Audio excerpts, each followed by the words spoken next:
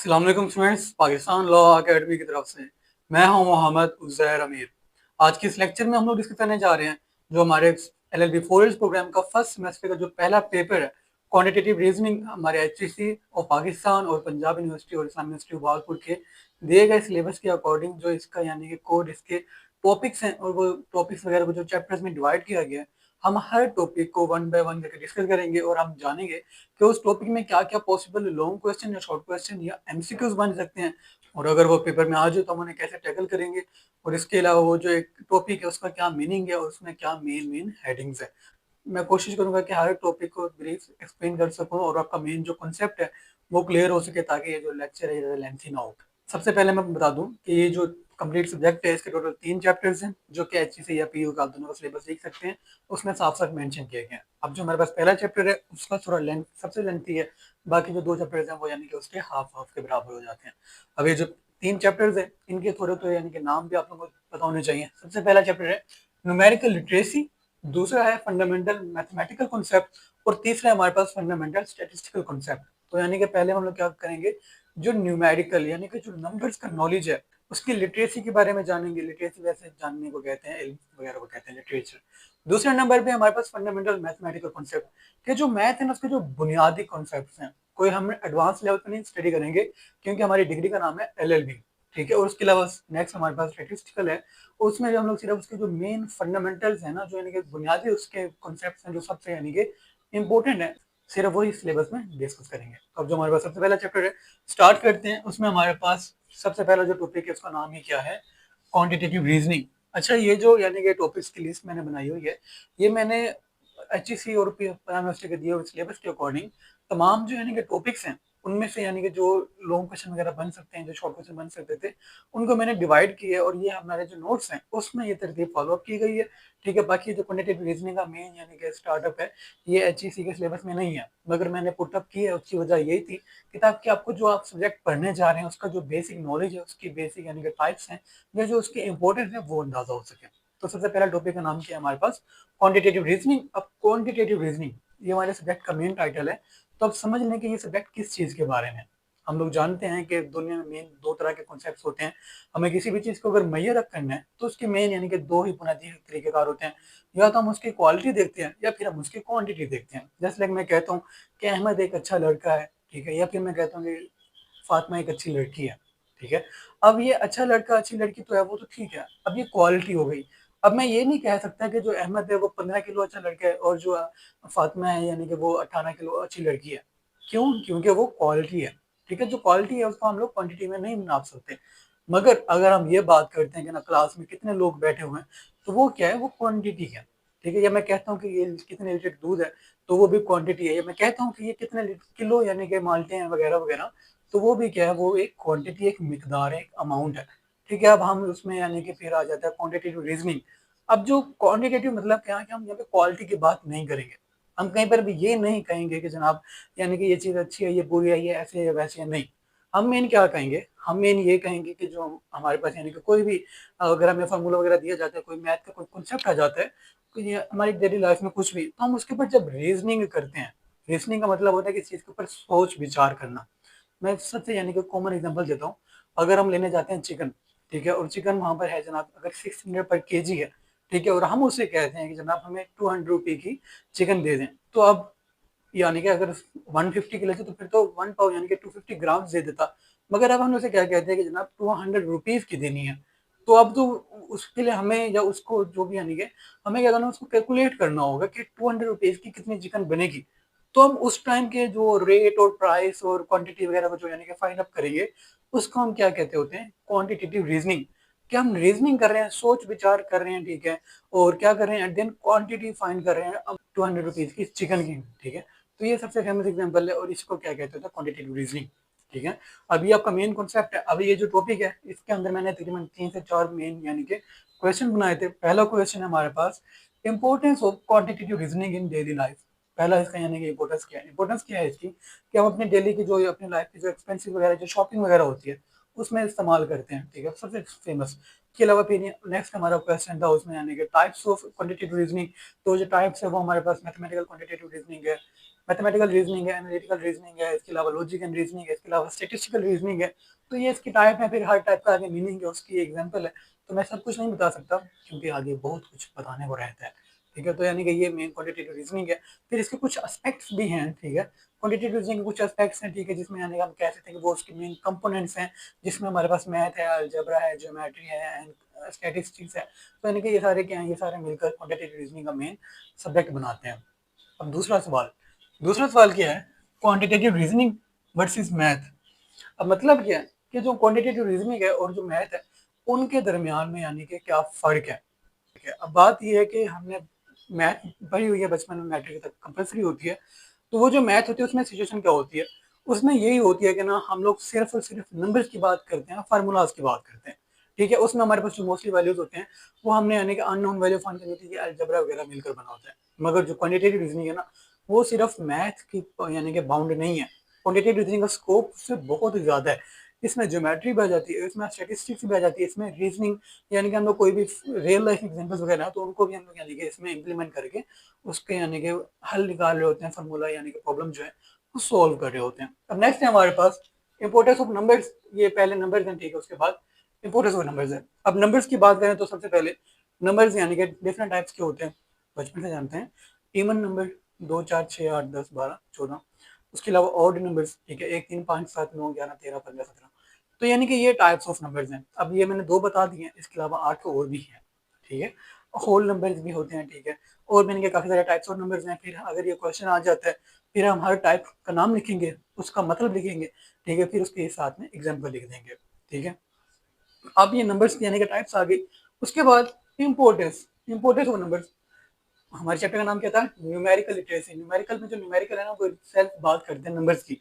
तो ये जो नंबर्स हैं, अब इनकी मेन बात क्या होगी इंपोर्टेंस की, कि हमें कोई भी यानी कि अपनी चीज फाइंड करनी है, हमें कोई क्वांटिटी कोई परचेज करनी है, हमें अगर सैलरी चाहिए तो फिर हम किस चीज में लेंगे, रकम अमाउंट लेंगे, मगर कुछ खास स्पेसिफिक नंबर्स होंगे। ठीक है, अगर मेरी 1 लाख है, किसी की 2 लाख होगी, किसी की 2.5 लाख होगी, तो वो हम कहाँ से उनको यानी कि डिफ्रेंशिएट करें, कंपेयर करें नंबर्स की बेस पे। ये सबसे फेमस एग्जांपल। इसके अलावा शॉपिंग करते हैं तो फिर हम नंबर्स में हमारे पास दोनों जगह पर यानी कि वो इम्प्लीमेंट होते हैं। अगर हम यानी कि कोई कोट पेन परचेज करें, उसमें हम लोग यानी कि वो जो उसकी मेजरमेंट्स वगैरह देखेंगे तो वो भी नंबर्स में नाप रहे होते हैं। इसके अलावा अगर हम बात करते हैं रकम अमाउंट दे रहे हैं, पे कर रहे हैं, तो हम उसको भी यानी कि नंबर्स वगैरह में ही इम्प्लीमेंट कर रहे होते हैं। तो यानी कि ये common example shopping plus salary.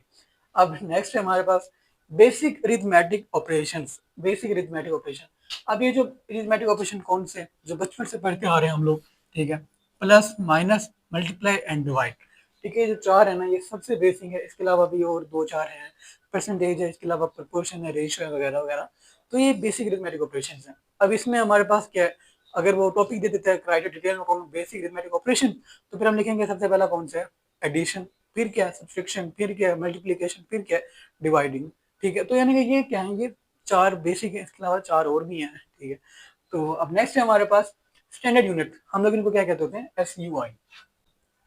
अब स्टैंडर्ड यूनिट्स की मिसाल क्या है, मैं मिसाल दे देता हूँ कि हमारे पास जितने भी यानी कि टाइप्स हैं, यूज हम लाइफ में करते होते हैं, जैसे टेम्परेचर है, उसका एक स्टैंडर्ड यूनिट है क्या, सेल्सियस। ठीक है, इसके अलावा 2 और भी हैं, फ़ारेनहाइट वगैरह, मगर जो मेन यूज होता है वो सेल्सियस है।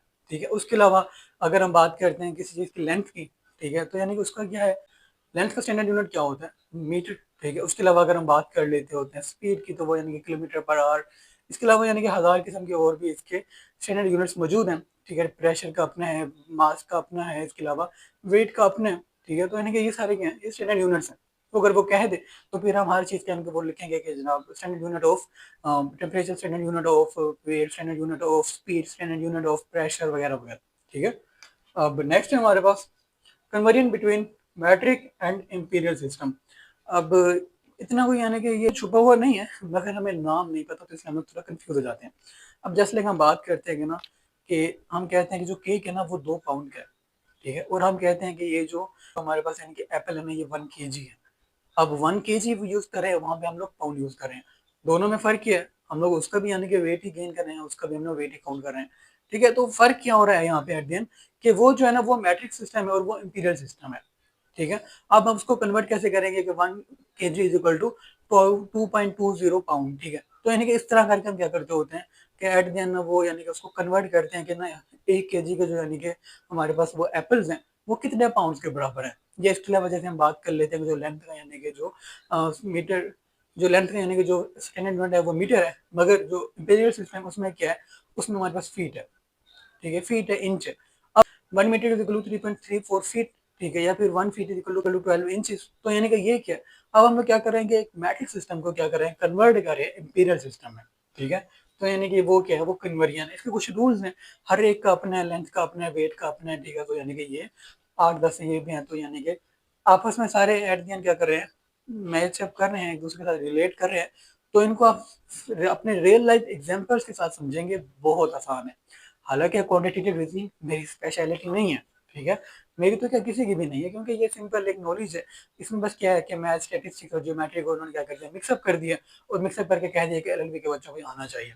उसके पीछे वजह कोई खास नहीं, वजह बस इतनी है कि कल को अगर आप फाइनेंशियल लॉयर्स बनते हैं, या इसके अलावा अगर आपके केसेस में यानी कि जो न्यूमेरिकल्स वगैरह के क्वेश्चन अगर आ जाते हैं, तो आपको उन्हें सोल्व करना आना चाहिए। ठीक है, तो ये मैं भी एडवोकेट हूँ, तो मेरी भी इसमें कोई स्पेशलिटी नहीं है, मगर बस क्या है कि वो बेसिक नॉलेज जो है ना, वही मैं बस आप लोगों को डिलीवर कर रहा हूँ, कि जिसको आपने अच्छे से समझना है और अपने पेपर में एज इट इज क्लियर करके उसको हेडिंग्स बनाकर प्यारा प्यारा एक्सप्लेन कर देना है। अब नेक्स्ट है हमारे पास rate, ratio, proportion and percentage. अब ये चार है हमारे पास। रेट, रेट क्या है हमारे पास, मैं मिसाल दे देता हूँ।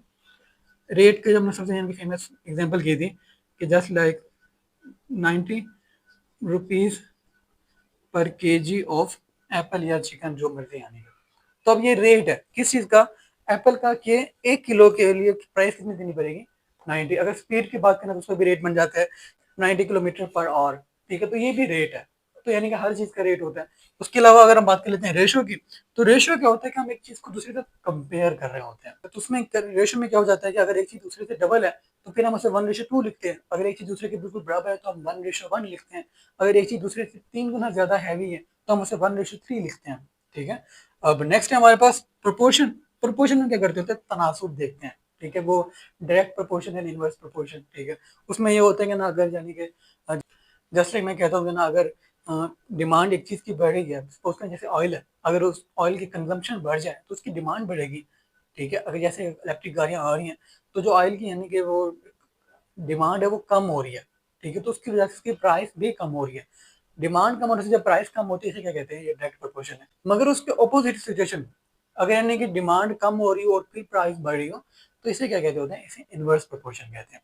ठीक है, कि एक चीज का दूसरे के ऊपर क्या इफेक्ट है, एक चीज के बनने से दूसरी कम होती है या बढ़ती है, तो इसको क्या कहते होते हैं, प्रोपोर्शन। इसमें ये दो ही मेन टाइप्स हैं। अब नेक्स्ट है हमारे पास परसेंटेज। परसेंटेज यानी कि बचपन से पढ़ते आ रहे हैं। ठीक है, हमारे रियल लाइफ में बहुत एग्जाम्पल यानी कि इस्तेमाल होती है, खासकर तब जब हमारे मार्क्स की बात आती है। मार्क्स में हमारे पास क्या होता है कि जैसे अगर हम कहते हैं कि ना, मेरे यानी कि 1800 आउट ऑफ 2000 है, तो ये कितने परसेंट बने, ये 90% बने। ठीक है, तो उसका एक फार्मूला है। फार्मूला, अब मैं हर चीज़ का मैं एक्सप्लेन नहीं करूँगा, तो फार्मूला ठीक है, वो आप यानी कि देख लीजिएगा।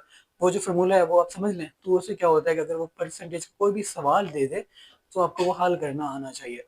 परसेंटेज का मैं बता दूं कि ये शॉर्ट क्वेश्चन में भी आ सकते हैं, ये एमसीक्यूज में भी आ सकते हैं। ठीक है, और एक्सरसाइज मैंने दी हुई है, मैंने वहाँ पर एक्सप्लेन भी किया हुआ है। अब बात सिर्फ इतनी है कि हाँ, अगर हम वहाँ से पढ़ेंगे ना देख के, तो ज़्यादा आसानी रह जाएगी। बाकी अगर मैं यहाँ पे बताने लग जाऊँगा तो 10 किस्म के मैं सवाल बताऊँगा, 10 किस्म के जवाब दूंगा, तो ज़्यादा टाइम वेस्ट हो जाएगा। ठीक है, अब नेक्स्ट है हमारे पास टाइप्स ऑफ डाटा। डाटा की मेन 2 टाइप्स, सबसे main type, qualitative data, quantitative data. ठीक है, तो ये क्या है हमारे पास, जैसे कि मैं कहता हूँ कि मुझे डाटा इन्फॉर्मेशन मिली है कि जो यानी कि दूध है वो काफ़ी पतला है। ठीक है, तो ये क्वालिटी है। अब क्वालिटी जो है ना, इसमें इसमें जाने का पतला है, वो उसकी क्वालिटी है। अब वो कितना पतला है, कितना गाढ़ा है, ये क्या है, ये उसकी क्वालिटी की बात हो रही है। अब दूध कितना है, 2 लीटर है, 4 लीटर है, 8 लीटर है, ये उसकी क्वांटिटी है। ठीक है, तो यानी कि ये 2 टाइप्स ऑफ डाटा मैंने बता दिए हैं, इसके अलावा 8 और भी हैं। ठीक है, तो सिंपल फार्मूला होता है, जब क्वेश्चन आ जाए, भले टाइप्स ऑफ डाटा आ जाए, भले ये मेथड ऑफ डाटा कलेक्शन आ जाए, भले स्टैंडर्ड यूनिट्स आ जाए, भले यहाँ पर नंबर्स आ जाए, भले यहाँ पर क्वांटिटेटिव मैथ आ जाए, तो सबसे पहले लिखेंगे इंट्रोडक्शन, फिर लिखेंगे उसका मीनिंग या डेफिनेशन, थर्ड नंबर पे लिखेंगे उसका एक्सप्लेनेशन। एक्सप्लेनेशन अगर यानी कि डिफरेंसेस हैं, तो फिर हम वही डिफरेंसेस लिखेंगे। ठीक है, वो जो 8-10 डिफरेंसेस हैं, अगर वो इंपॉर्टेंस है काम, वो 8-10 इंपॉर्टेंस क्या नहीं लिखेंगे। अगर वो क्वेश्चन या जस्ट लाइक यानी कि टाइप्स ऑफ डाटा, फिर हम 8-10 टाइप लिखेंगे, हर एक के साथ में एग्जाम्पल भी पुट करेंगे। ठीक है। और यानी कि ये अगर वो क्वेश्चन है 20 मार्क्स का तो हमने कितना लिखना है, कम अज कम 6 7 से 8 साइड्स। ठीक है। अगर वो क्वेश्चन है 10 मार्क्स का तो फिर हमने लिखना है 4 साइड यानी कि 2 पेजेस। ठीक है। अगर वो 5 मार्क्स का तो फिर हम लिखेंगे उसके ऊपर 2 साइड यानी कि 1 पेज। तो यानी कि आपने इसको इस तरह से डिवाइड करके याद रखना है। अब नेक्स्ट हमारे पास method of data collection. Data collect करने के डिफरेंट तरीके होते हैं। पहला, हम सर्वे कर सकते हैं। हम सर्वे कर सकते हैं जैसे लाइक अगर हमने कोई एक प्रोडक्ट लॉन्च किया मार्केट में, तो हम अगर हम उसके रिव्यूज चाहते हैं तो हम लोगों के पास खुद माइक लेके जाएंगे, जनाब बताएं कि प्रोडक्ट कैसा है, इसमें क्या कमी रह गई, क्या इसमें यानी कि चीज यानी कि कमी रह गई, क्या चीज इसमें क्वालिटी जिसको बढ़ाया जा सकता है वगैरह वगैरह। तो हम क्या करें, हम डाटा कलेक्ट कर रहे हैं, सर्वे। दूसरा होता है इंटरव्यू। इंटरव्यू यानी कि जो खास एक चीज के जो स्पेशलिस्ट पर्सन होते हैं उनसे आप इंटरव्यू कर लेंगे, जनाब ये हमारा प्रोडक्ट है, आप इसके ऊपर आप अपने जो ऑनेस्ट रिमार्क्स हैं वो पेश करें। ठीक है। तो यानी कि डिफरेंट इस तरह के और भी 8 10 वेज हैं और वो सारे लिख देंगे यहाँ पे। अब नेक्स्ट में हमारे पास सोर्स ऑफ डाटा। डाटा का सोर्स भी तकरीबन वही है, इंटरव्यू है, सर्वे है वगैरह वगैरह। इस तरह से हम लोग डाटा जो इन्फॉर्मेशन है वो हासिल कर सकते हैं। ठीक है। तो अब नेक्स्ट टॉपिक है हमारे पास analysis of data. Sources of data, types of data, methods of data collection वगैरह पढ़ लिए। अब जो एनालिसिस है उसकी भी तकरीबन 8 10 टाइप्स आ जाती हैं। ठीक है। फिर वो हर टाइप का आगे मीनिंग और उसकी एग्जांपल वगैरह आ जाती हैं। ठीक है। तो ज़्यादा यानी एक्सप्लेन मैं नहीं करना चाह रहा। खैर, इसका प्रैक्टिकल कोई आने की यूज़ नहीं है। मैं कोशिश करूंगा कि मैं बता दूं आप लोगों को कि थ्योरेटिकल कौन से हैं एंड प्रैक्टिकल कौन से हैं। अब लास्ट में हमारे पास सेकंड लास्ट है, use of measurement scales in data analysis. यानी कि मेजरमेंट स्केल मतलब कि हम डाटा एनालाइज जब कर रहे होते हैं तो उसमें हम मेजरमेंट स्केल्स यूज करते हैं। मेजरमेंट मतलब वो नापते नहीं है, मेजरमेंट मतलब ये है कि हम डिफरेंट यानी कि जो डाटा हमारे पास मौजूद है हम उसको एनालाइज कर रहे हैं तो हम उसकी क्लासिफिकेशन कर सकते हैं। जैसे लाइक अगर हमारे पास एक टोकरी है उसमें डिफरेंट फ्रूट्स मौजूद हैं तो हम क्या करते हैं, हम 3 टोकरियां लेते हैं और उसमें जो सेब है वो अलहदा, माल्टे अलहदा और केले वगैरह अलहदा कर देते हैं। ठीक है। तो हम क्या कर रहे हैं, उनको क्लासीफाई कर रहे हैं, उनको सेपरेट कर रहे हैं। ठीक है। इसी तरह किसी और भी यानी कि टाइप्स के होते हैं हम उनको काउंटिंग करके कर सकते हैं। इसके अलावा अगर वो यानी कि कुछ और वेट के हिसाब से तो वेट के हिसाब से यानी कि क्लासीफाई कर सकते हैं। तो एट द एंड ये सारे क्या है, ये मेजरमेंट स्केल्स हैं। ठीक है। और लास्ट हमारे पास है data presentation in tables and graphs form. Tables को कहते हैं टेबुलर फॉर्म एंड ग्राफ को कहते हैं graphical form of presentation of data. अब टेबल जो है उसका मीनिंग और उसके यानी कि टाइप्स वगैरह आ जाती हैं। ग्राफ्स की भी डिफरेंट टाइप आ जाती हैं। टेबल का फेन सबसे यानी कि सिंपल तरीके का यही होता है कि जस्ट लेके 2 रोज बन जाएंगे। ठीक है। अगर यानी कि कुछ ऐसे हमारे पास बात करते हैं कि हमारे पास किस क्लास में कितने स्टूडेंट्स हैं, तो हम इसे लिखेंगे जनाब क्लास 1 में हमारे पास 10 है, क्लास 2 में हमारे पास 12 है, क्लास 3 में हमारे पास 14 है। तो यानी कि ये क्या कर रहे हैं, ये टेबल बना रहे हैं। अब ये टेबल की सबसे सिंपल फॉर्म है। उसके अलावा फिर हमारे पास ग्राफ है। तो ग्राफ जो होता है उसकी भी डिफरेंट टाइप्स होती हैं। और टाइप्स में यानी कि हमारे पास सिंपल एक लीनियर ग्राफ आ जाता है जिसमें लाइन बनाते हैं। इसके अलावा हमारे पास वो ब्लॉक्स वाला आ जाता है। ब्लॉक्स वाले में इस तरह करके वो ब्लॉक्स बनते रहते हैं। ठीक है। तो ये डिफरेंट यानी कि टाइप्स ऑफ ग्राफ्स हैं, तो ये आप लोग पढ़ लीजिएगा। और हर चीज़ में मैं यहाँ बता नहीं सकता। अब नेक्स्ट है हमारे पास ये सेकंड चैप्टर, मगर इससे पहले इसकी एक्सरसाइज होगी जो हमारे सिलेबस का भी हिस्सा है, जो मैंने अपने नोट्स में बनाई हुई है। पॉइंट ये है कि ये हमारे पास कोई अब बोर्ड नहीं है कि जिसमें हमारे पास हर बोर्ड की यानी कि टेक्स्ट बुक होती है और वो जो बुक होती है उसी में से पेपर बनता है। ये ऐसा नहीं सीन है। सीन सिर्फ इतना है कि LLB और ये यूनिवर्सिटी है, यूनिवर्सिटी ने क्या करना है आपको सिलेबस बता दिया, तो एक्सरसाइज हमने बना दी है। एक्सरसाइज में मैंने क्या किया, 50 MCQ डाल दिए, फिर शॉर्ट क्वेश्चन 10 12 और फिर लॉन्ग क्वेश्चन 5 7। ठीक है। अब वो जो शॉर्ट क्वेश्चन लॉन्ग क्वेश्चन जो है अगर यानी कि वो मौजूद नहीं है डाटा पीछे, तो फिर वो मैंने सेपरेट आंसर कर दिया। अगर शॉर्ट क्वेश्चन पीछे लिखे हुए नहीं मैंने और भी आंसर कर दिए। MCQ मैंने हर MCQ का आंसर प्लस उसका एक्सप्लेनेशन उसके नीचे भी लिख दिया। तो वो यानी कि MCQ वगैरह हैं उसके लिए जो हमारे पास इसमें यानी कि देखा जाए तो सबसे जो इम्पोर्टेंट है वो ये बनता है रेशो पर rate, ratio, proportion and percentage. ठीक है। इसमें सबसे ज्यादा MCQ बन सकते हैं। और उसके अलावा अगर देखा जाए तो और किसी खास में नहीं बनते क्योंकि इधर में मैथ वगैरह का क्वेश्चन न्यूमेरिकल नहीं बनता। ठीक है। और बस इतना ही है, MCQ यहाँ से बन सकते हैं। शॉर्ट क्वेश्चन तो हमारे पास हैं, डिफरेंट टाइप्स ऑफ डाटा से बन सकते हैं। इसके अलावा अगर देखा जाए तो सोर्स ऑफ डाटा से नहीं बन सकते, मगर बेसिक न्यूमेरिक ऑपरेशन यहाँ से भी शॉर्ट क्वेश्चन बन सकता है। और इसके अलावा टाइप्स ऑफ नंबर से भी बन सकता है। ठीक है। तो जो टाइप्स होते हैं ना वहां से शॉर्ट क्वेश्चन बनने के चांस ज्यादा होते हैं क्योंकि उसमें डेफिनेशन प्लस एग्जांपल दोनों लिखे जा सकते हैं। ठीक है। और लॉन्ग क्वेश्चन क्या बन सकते हैं, वो यानी कि source of data, analysis of data, use of measurement scales, ये बाकी सारे लॉन्ग क्वेश्चन ही हैं। ठीक है। ये तो यानी कि 14 ये हैं और तकरीबन 16 के करीब ही हैं, टोटल 30 बनते हैं। 30 लॉन्ग क्वेश्चन कोई ऐसी बड़ी बात नहीं है, मगर पॉइंट ये है कि अगर आपके टॉपिक्स आने वाले हैं सेकंड सेमेस्टर में आपके सब्जेक्ट में 50-50 लॉन्ग क्वेश्चन भी हैं, तो अपना जिगरा स्ट्रॉन्ग रखें और आपको बहुत कुछ फेस करना है आगे। तो ये हमारे पास पहला चैप्टर हो गया। अब सेकंड चैप्टर जो है हमारे पास वो है फंडामेंटल मैथमेटिकल कॉन्सेप्ट। यहाँ पर हमने नंबर्स, उनकी लिटरेसी वगैरह देख ली। अब हम बात करेंगे मैथ की। मैथ के सिर्फ बुनियादी कॉन्सेप्ट और उसके बाद फिर स्टेटिस्टिकल आ जाएगा, ठीक है। अब जो मैथ है उसमें सबसे पहले आ गया स्कोप।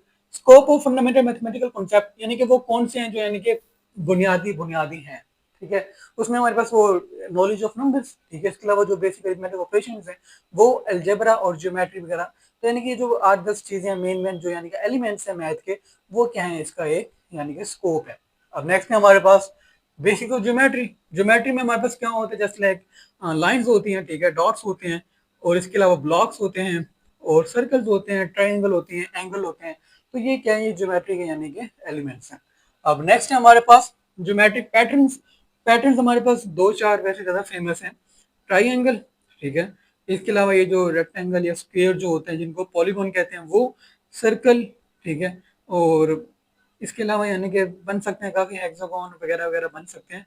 तो यानी कि ये क्या है, ये पैटर्न्स हैं, ज्योमेट्रिक पैटर्न्स। अब नेक्स्ट है हमारे पास measurement of area, volume and perimeter.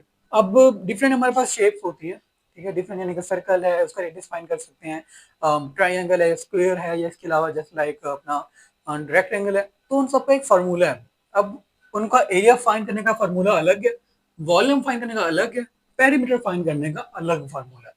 तो अब वो जो फार्मूलाज है वो मैं तुमको छोड़ दूंगा, आप लोग याद कर लें, क्योंकि उसकी वजह ये है कि वो यानी कि न्यूमेरिकल में पूछ सकता है कि मुझे बताएं कि अगर एक ट्राइंगल है उसका यानी कि ये उसकी लेंथ है, ये उसकी विड्थ है, और ये यानी कि उसकी लेंथ वगैरह बता दी है, तो कहते हैं कि उसका एरिया बताएं। या इसके अलावा अगर वो यानी कि कोई सर्कल को बता देते हैं कि उसका ये रेडियस सकता है, उसका क्या यानी कि एरिया बनेगा, या उसका पेरीमीटर क्या बनेगा वगैरह वगैरह। तो यानी कि वो इस टाइप करके सवाल पूछ सकता है, क्योंकि ये मैथ का चैप्टर है, ठीक है। अब नेक्स्ट है हमारे पास, अच्छा ये वेन डायग्राम से पहले है सेट, ठीक है। सेट्स का वो क्वेश्चन है और ये इम्पोर्टेंट है। सेट का क्वेश्चन इंपॉर्टेंट है, ठीक है। उसमें हमारे पास डिफरेंट फॉर्म ऑफ सेट आ जाते हैं, फिनाइट सेट, इनफिनाइट सेट, और वगैरह वगैरह और भी हैं 8-10। अभी जो सेट्स हैं, ठीक है, उन सेट के भी सेट के ऑपरेशंस होते हैं, ठीक है, ऑपरेशन ऑफ सेट। अब वो जो सेट्स हैं ये भी इंपॉर्टेंट है भाई, ठीक है। अब ये जो ऑपरेशन है जस्ट लाइक वो यूनियन सेट, ठीक है, इंटरसेक्शन सेट, ठीक है, इसके अलावा सप्लीमेंट, इसमें 5 है टोटल ये। तो ये जो सेट्स होते हैं ना, अब एक उसमें यानी कि वेन डायग्राम होती है, ये वेन डायग्राम जैसे बनी हुई है, तस्वीर मैंने नोट्स में लगाई हुई है, मगर मैं कोशिश करता हूँ यहाँ पे अगर बना दूँ तो वो ऐसे है कि ये यानी कि एक वेन डायग्राम है। तो इसमें यानी कि ये ए है और ये बी है। अब ये क्या है, ये ए इंटरसेक्शन बी है। तो यानी कि ये ऑपरेशन ऑफ सेट है, जिसमें हम लोग ऐसे बनाएंगे, ठीक है। तो ये वेन डायग्राम है। अब खैर ये जो वेन डायग्राम है ना, इसका इटसेल्फ जो मेरा अंदाजा है ना, वो ये कहता है कि वो डायरेक्ट वेन डायग्राम नहीं पूछेगा, वो आपसे इसकी इंपॉर्टेंस पूछेगा डेली लाइफ में, कि ये हमारी लाइफ में कहाँ कहाँ पर इस्तेमाल होती है, ठीक है। और मेरे ख्याल में ये बहुत ज़्यादा इंपॉर्टेंट है। बाकी जो सेट हैं और जो ऑपरेशन हैं वो भी इंपॉर्टेंट है इस चैप्टर में, ठीक है। और नेक्स्ट है हमारे पास function, types of function graph and law of exponents. ये जो 3 है ना, अब मैं आपको सजेस्ट करूंगा ये ना करें। हालांकि मुझे डर लगता है किसी को रोकते हुए कुछ ना पढ़ने से, मगर पॉइंट ये है कि ये बहुत कॉम्प्लिकेटेड है, टाइम बहुत कम रह गया सच में। परसों आपका पेपर है, तकरीबन आई थिंक 36 के करीब आपके आवर्स रहते हैं, घंटे रहते हैं। तो मैं सजेस्ट करूंगा कि आप इनके बजाय जो बाकी थ्योरी हमने पीछे पढ़ी है, ये चैप्टर 14 टॉपिक्स हैं इसमें, और काफी यानी कि ईजी है, इतना कोई मुश्किल नहीं है। और ये जैसे है इसमें भी यानी कि बाकी चीजें इतनी मुश्किल नहीं है, ये फार्मूलाज याद करना काफी तो राहिब का काम हो जाता है। मगर ये 3 जो है ना, ये इसमें ऐसे मुश्किल मुश्किल वर्ड्स है कि आप कंफ्यूज हो जाएंगे, ठीक है। अगर आपके पास टाइम है तो कर लें, अगर यानी कि आपका परसों पेपर है फिर ना करें तो बेहतर है। अब नेक्स्ट है हमारे पास सिंप्लीफिकेशन ऑफ एल्जेब्रिक एक्सप्रेशंस। तो यानी कि अलजेब्रा में जो यानी कि वो वैल्यू दी हुई होती है, यानी कि प्रॉपर एक इक्वेशन बना के, तो हमने उसको क्या करना होता है, वो जितना डिवाइड हो सके, जितना यानी कि वो मल्टीप्लाई हो सके, हमने क्या करना है उसको शॉर्ट से शॉर्ट, जो उसके यानी कि सबसे यानी कि लास्ट, जिसको मजीद यानी कि सिंप्लीफाई नहीं किया जा सकता, उस स्टेज तक लाना होता है, उसे क्या कहते हैं, सिंप्लीफिकेशन। मैंने इसके शॉर्ट क्वेश्चन बनाए हुए हैं, एमसीक्यूज दिए हुए हैं नोट्स में। मैं कह नोट्स का मतलब सिर्फ इतना है कि मैं हर चीज़ यहाँ पे एक्सप्लेन नहीं कर सकता, क्योंकि हमें सिर्फ टॉपिक वाइज चलना है।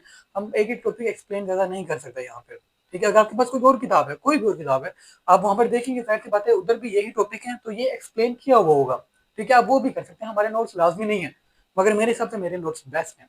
अब नेक्स्ट है हमारे पास थर्ड चैप्टर जो कि यानी कि स्टैटिस्टिकल कॉन्सेप्ट है, मगर इसकी एक्सरसाइज होगी, उसमें हमारे पास अलजेब्रा के क्वेश्चन होंगे और इसके अलावा फंक्शंस के भी काफ़ी ज़्यादा होंगे, मेजरमेंट्स के भी होंगे। तो अभी हम तो फंक्शंस यानी कि स्किप कर रहे हैं, मगर अलजेब्रा और इसके अलावा जो ये फार्मूलाज हैं पैरामीटर वगैरह के, पैरामीटर शायद ना भी करें आप लोग, मगर एरिया और वॉल्यूम इन दो का आपका होना चाहिए। और जो मेन यानी कि ट्राइंगल है, सर्कल है और रेक्टेंगल या स्क्वायर है, ये चार का आपको लाजमी आना चाहिए। अब नेक्स्ट हमारे पास थर्ड जो चैप्टर है वो है फंडामेंटल स्टैटिस्टिकल कॉन्सेप्ट्स। अब जो हमारे पास पहला टॉपिक है इस चैप्टर में वो है स्टैटिस्टिक्स। स्टैटिस्टिक्स में हमारे पास उसकी डिफरेंट टाइप्स आ जाती है और उसके अलावा इंपॉर्टेंस आ जाती है।